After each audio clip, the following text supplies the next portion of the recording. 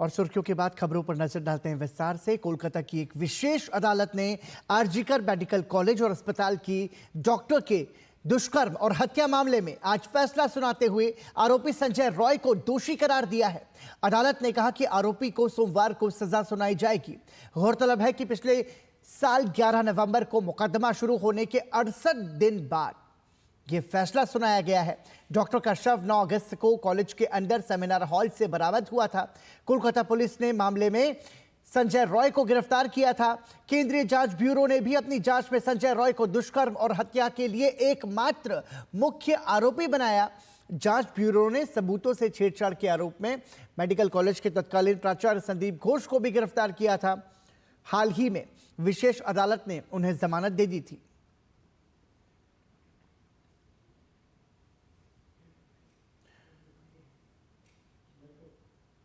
और इस मामले पर बातचीत के लिए हमारे साथ फोन लाइन पर मौजूद है हमारे सहयोगी प्रसेनजीत बख्शी। प्रसेनजीत, बहुत लंबे समय से जिसका इंतजार था वो घड़ी आई और संजय रॉय अब दोषी करार हुए हैं। हालांकि जो सजा का ऐलान है वो सोमवार को होगा। देखिए पराक्रम, आज अदालत में संजय राय ने आज भी थोड़ा सा ये दावा करने की कोशिश किया है कि दोषी वो नहीं है, उन्होंने कुछ किया नहीं है, उनको फंसाया जा रहा है। लेकिन अदालत की तरफ से यह बताया गया है कि अगर संजय राय की तरफ से और कुछ कहना है या उनकी वकील की तरफ से और कुछ कहना है तो सोमवार को कह सकते हैं कि सजा घोषणा की पहले आरोपी या आज दोषी की क्या कहना है ये अदालत मौका देते हैं।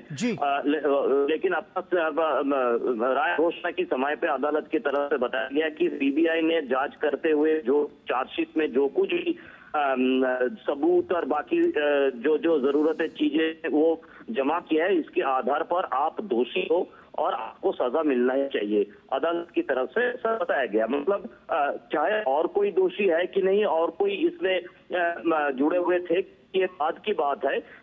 कम से कम सीबीआई की तहकीकात से अदालत को कम से कम संजय राय दोषी है और संजय राय को सजा सुनाना चाहिए इस तरह की एक दर्दनाक घटना के लिए। तो इसी आधार पर अदालत ने अपना राय सुनाया और संजय राय को दोषी करार दे दिया है।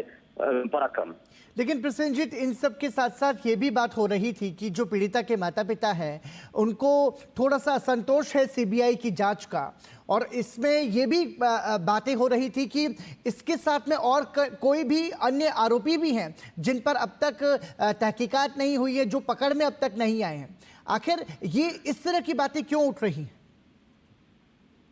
पराक्रम, मैं वही कहना चाह रहा था कि आज अदालत में पीड़िता की माँ बाप हाजिर हुए थे और आज भी उनका कहना है कि ठीक है, संजय राय एक आरोपी है लेकिन संजय राय एकमात्र आरोपी है, ऐसा वो आज भी मानने के लिए तैयार नहीं है।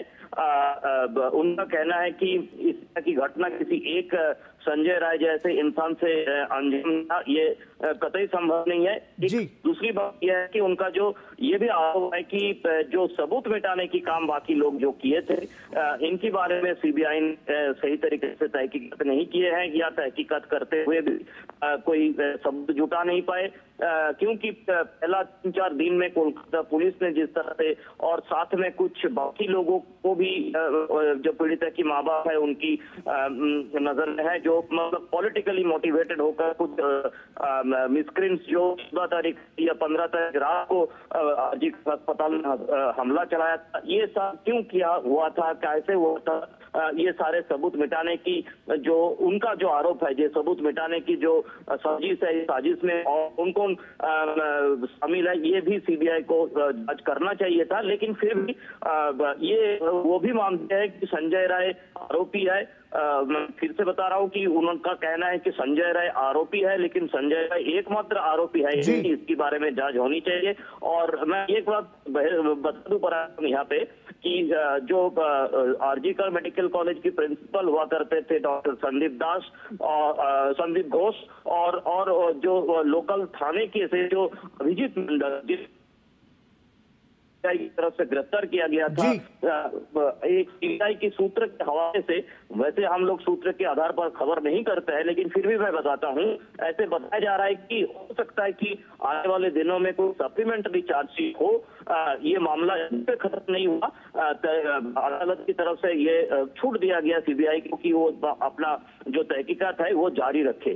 पराक्रम, इसके साथ साथ प्रसेनजीत, देखिए सजा का जो ऐलान है वो सोमवार को होना है। देखिए सीबीआई ने भी फांसी की सजा की मांग की है और जो पीड़िता के माता पिता हैं और उनके साथ जो अधिकतर जो लोग इससे जुड़े हुए हैं या फिर जो जुड़े हुए नहीं भी, वो सभी भी सख्त से सख्त सजा की मांग कर रहे हैं।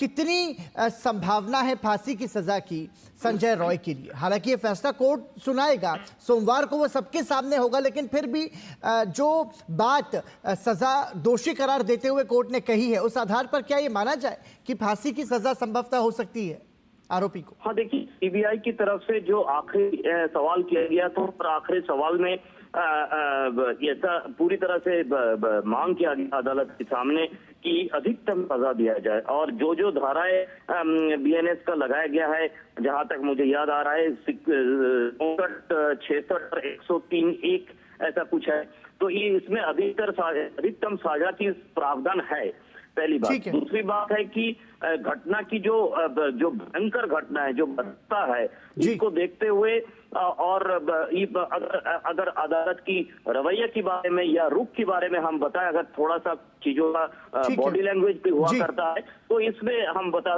सकते हैं कि हो सकता है अदालत ऐसा सोच रहे हैं कि अधिकतम सजा हो। और लेकिन मैं यही पराक्रम से कह सकता हूं कि सीबीआई की तरफ से अधिकतम सजा की मांग किया गया है। पराक्रम, ठीक, बहुत बहुत धन्यवाद प्रसेनजीत इस तमाम जानकारी के लिए। तो सारा देश यही उम्मीद कर रहा है कि अभया के साथ इंसाफ हो, और चूंकि अब जो आरोपी है संजय रॉय वो दोषी करार दिए गए हैं कोर्ट की तरफ से, लेकिन सजा का जो ऐलान है वो सोमवार को होगा। हमारे सहयोगी संवाददाता प्रसेनजीत इसकी जानकारी दे रहे थे। रुक करेंगे अगली खबर का।